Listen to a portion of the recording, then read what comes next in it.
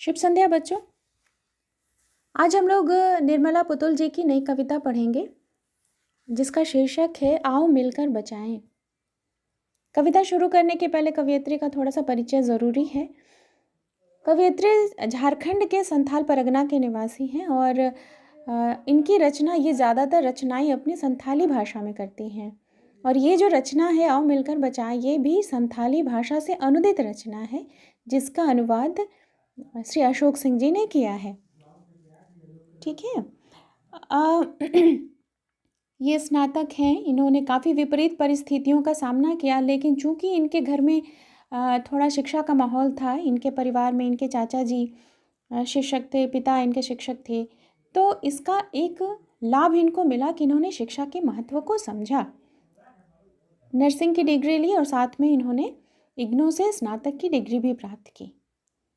और शिक्षित होने के नाते इन्होंने अपने समाज की विसंगतियों को बहुत अच्छे तरीके से समझा, परखा, कमियों को भी समझा, परखा, विशेषताओं को भी समझा और यह भी समझा कि कैसी बाहरी संस्कृति का प्रभाव जनजातीय संस्कृति पर पड़ रहा है और इसका दूरगामी परिणाम हो रहा है।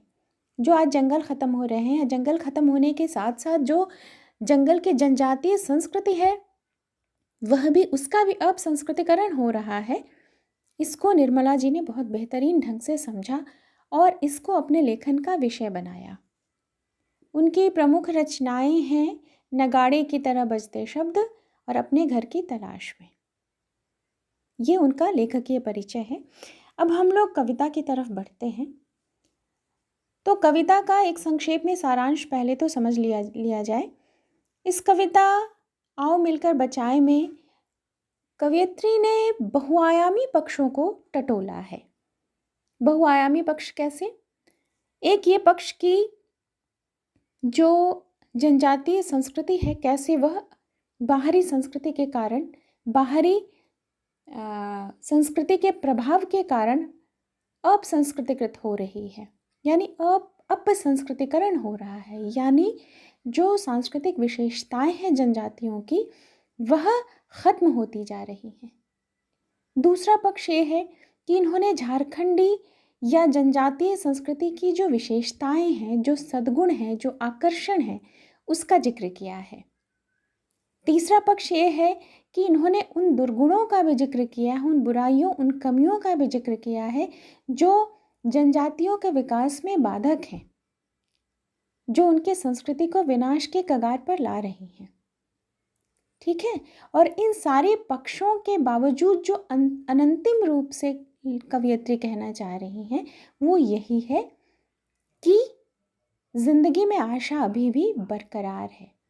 ठीक है कि बाहरी संस्कृति का प्रभाव हमारे संस्कृति पर, यानी जनजातीय संस्कृति पर पड़ रहा है। ठीक है कि झारखंड की संस्कृति खतरे में है। ठीक है कि हमारे अंदर कुछ बुराइयां आ गई हैं, जनजातीय संस्कृति में कुछ बुराइयां आ गई हैं, तो क्या सब कुछ खत्म नहीं हुआ है? अभी भी बहुत कुछ बचाया जा सकता है। और इसी आशा के स्वर के साथ, इसी उम्मीद के स्वर के साथ ये कविता खत्म हो जाती है। ठीक है। यानी कविता निराश नहीं करती है, कविता सिर्फ परिस्थितियों का बखान नहीं करती है, बल्कि कविता ये उम्मीद भी देती है कि बहुत कुछ बचाया जा सकता है, इसे बचाया जाना चाहिए। ठीक है। अब हम कविता को अंश दर अंश पढ़ते हैं। ठीक है। कविता का जो पहला काव्यांश है, आओ मिलकर बचाएं अपनी बस्तियों को नंगी होने से, शहर की आबो हवा से बचाएं उसे, अपने चेहरे पर संथाल परगना की माटी का रंग बचाएं डूबने से पूरी की पूरी बस्ती को हड़िया में, भाषा में झारखंडीपन। ठीक है। यहाँ कवयित्री ये लोगों को कह रही हैं कि जो शहरी संस्कृति या नगरीकरण के कारण, शहरी जिंदगी के प्रभाव के कारण जो हमारी जनजातीय या झारखंड की जनजातीय या जंगल के लोगों की जिंदगी पर प्रभाव पड़ रहा है, हमें उससे स्वयं को रक्षित करना है, उससे हमको स्वयं को सुरक्षित करना है।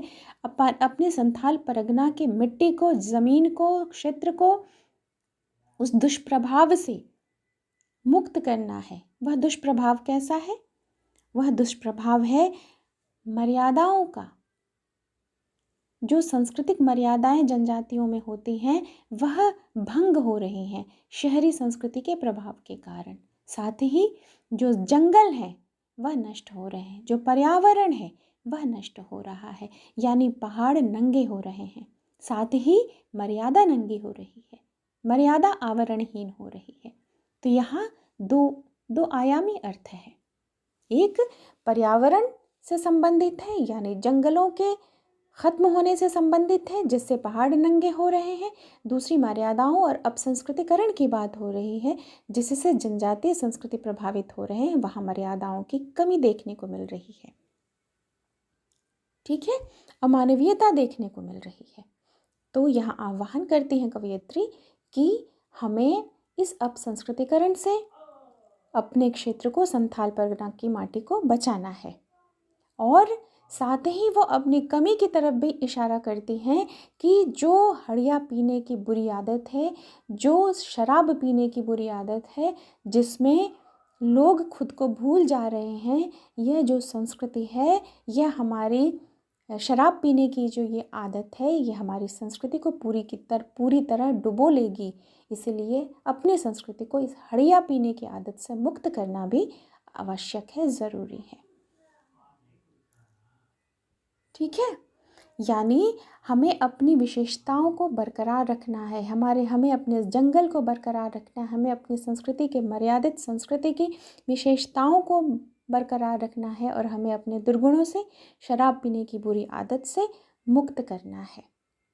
हमें अपनी मिट्टी के रंग को जीवित रखना है, यानी हमें अपनी क्षेत्रीयता को, क्षेत्रीय विशेषताओं को जीवित रखना है।